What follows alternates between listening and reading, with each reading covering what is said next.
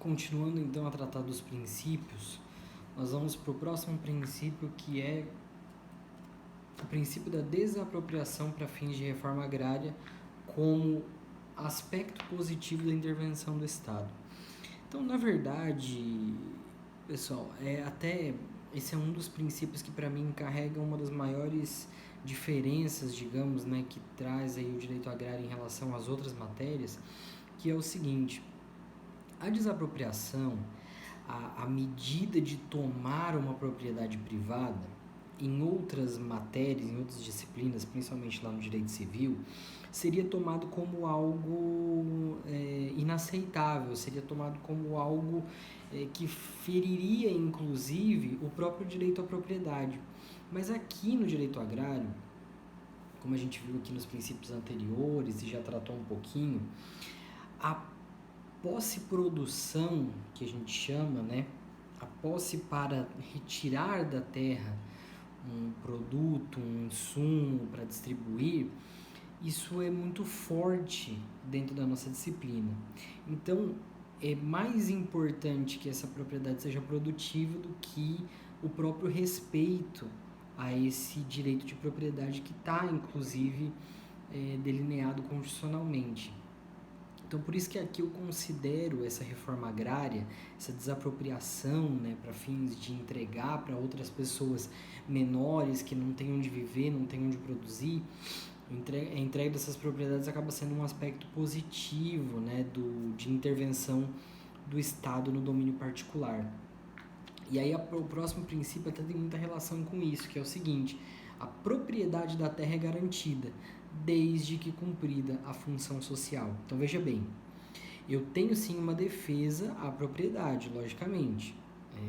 Se a propriedade não serve para nada, daí também eu tenho umas outras decorrências que seriam muito mais graves, inclusive. Então a propriedade está garantida, com certeza, desde que esteja cumprida a função social da propriedade. Então o que eu quero evitar? Eu quero evitar aquelas pessoas que têm diversas propriedades e não dão produção para nenhuma delas.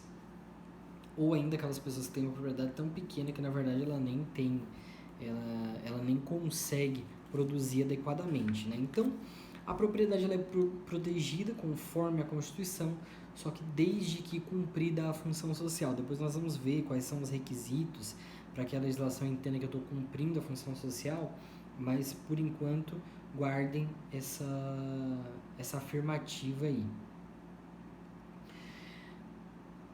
O direito agrário é dicotômico, tá? Esse é outro princípio. O direito agrário é dicotômico, compreende política de reforma agrária, e política de desenvolvimento, política agrícola. Então, ao mesmo tempo, dentro do direito agrário, nós vamos ver isso muito claramente mais para frente, tá? Agora nós vamos pincelar o assunto. Então, eu vou ver muito claramente dentro do direito agrário que eu preciso me preocupar com duas situações ao mesmo tempo. Eu preciso me preocupar, em primeiro lugar, com aquela pessoa que quer produzir e não tem onde produzir. Então, aí eu tenho a reforma agrária, né? Enquanto eu tenho grandes propriedades improdutivas, eu tenho pessoas que querem produzir e não conseguem. Essa é a reforma agrária. E eu tenho também uma necessidade muito grande de incentivar grandes produtores, grandes empresas rurais a se desenvolverem e gerarem ainda maior produtividade. Então, se a gente for pensar em 10 propriedades, por exemplo, de 100 hectares cada, ou em uma propriedade de 1.000 hectares, eu sempre vou ter uma maior produtividade, ou quase sempre, né, dentro da propriedade de 1.000 hectares. Por quê? Por conta de um desenvolvimento tecnológico, por conta de uma estrutura mais bem organizada, por conta de vários fatores de produção que estão presentes ali e que às vezes não vão estar presentes naquela propriedade que é menor, naquela propriedade que é familiar e assim por diante. O cara que tem 100 hectares, por exemplo, ele não consegue comprar uma máquina para produzir melhor. O cara que tem 1.000 hectares, ele consegue comprar uma máquina melhor. Essa máquina vai ajudar ele a ter mais produção e, portanto, mais resultado. Então, e esse resultado a gente tem que sempre ver, né? Esse resultado ele se reverte para a população, porque na verdade nós estamos falando de propriedades rurais que produzem, no final das contas, o alimento que a gente tem na mesa todo dia. Então, eu preciso incentivar essa produção até para trazer mais alimento para a população. Então, agora, só para vocês entenderem, assim, ó, eu sempre vou olhar o direito agrário em duas frentes. Uma frente da reforma para distribuir melhor as propriedades que já existem e uma frente de desenvolvimento das grandes propriedades, desenvolvimento tecnológico, incentivo à melhor produção, para que eu possa gerar mais resultado prático dessas propriedades, beleza? Então eu vou sempre estar nessa balança aí, não posso privilegiar nem muito um, nem muito outro. Próximo princípio, as normas jurídicas primam pela relevância do interesse público, a relevância maior do interesse público sobre o interesse privado. Então aqui, assim como é no direito administrativo, por exemplo, a gente tem sempre que o interesse público está acima do interesse particular. Como que isso se manifesta dentro do direito agrário? Quando eu digo que é melhor eu entregar para um menor uma parte de uma propriedade grande e improdutiva do que eu privilegiar a propriedade, na verdade eu não estou pensando no interesse do particular que vai tomar essa terra.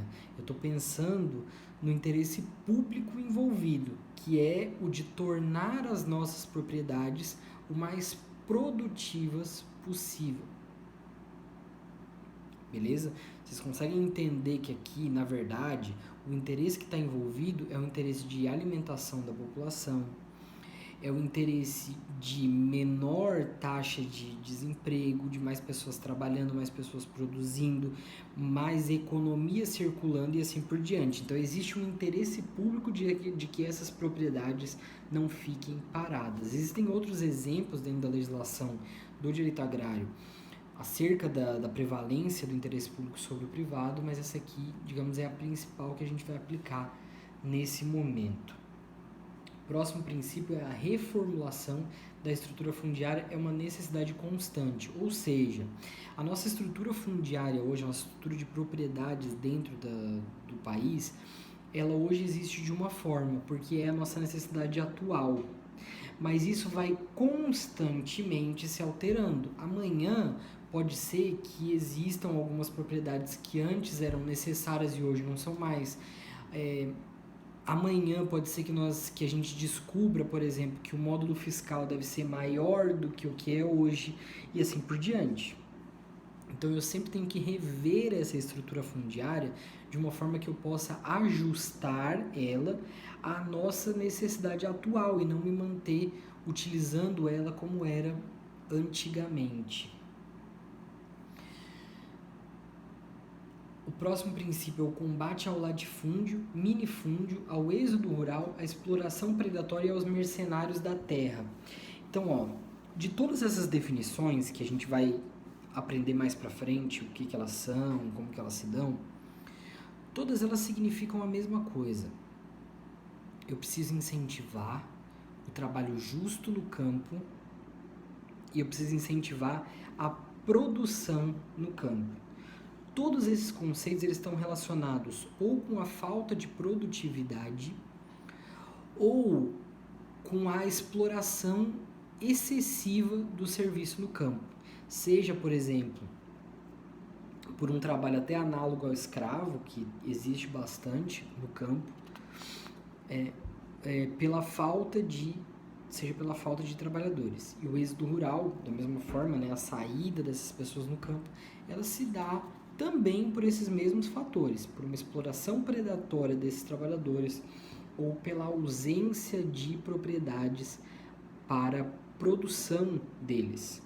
E aí eu tenho os grandes conceitos que são minifúndio e latifúndio, né? Uma terra muito pequena que não tem tamanho suficiente para produzir e uma terra muito grande que não produz adequadamente. Ambas essas situações, elas devem ser combatidas dentro do ordenamento brasileiro. Então, o direito agrário brasileiro entende que a minha propriedade ela tem que ser adequada à minha produção. Se eu estiver produzindo o suficiente e cumprindo a função social da minha propriedade, está tudo certo, ainda que ela seja muito grande. Muito pequena, ela nunca pode ser porque a própria legislação, por vários estudos, entende que menor do que um determinado tamanho é a mesma coisa que um prejuízo, digamos, porque dali eu não consigo tirar nem sequer o meu próprio sustento, quem dirá a venda do excedente para outras pessoas e para giro da economia e assim por diante. Pessoal, terminamos a aula de hoje, voltamos na semana que vem. Até lá!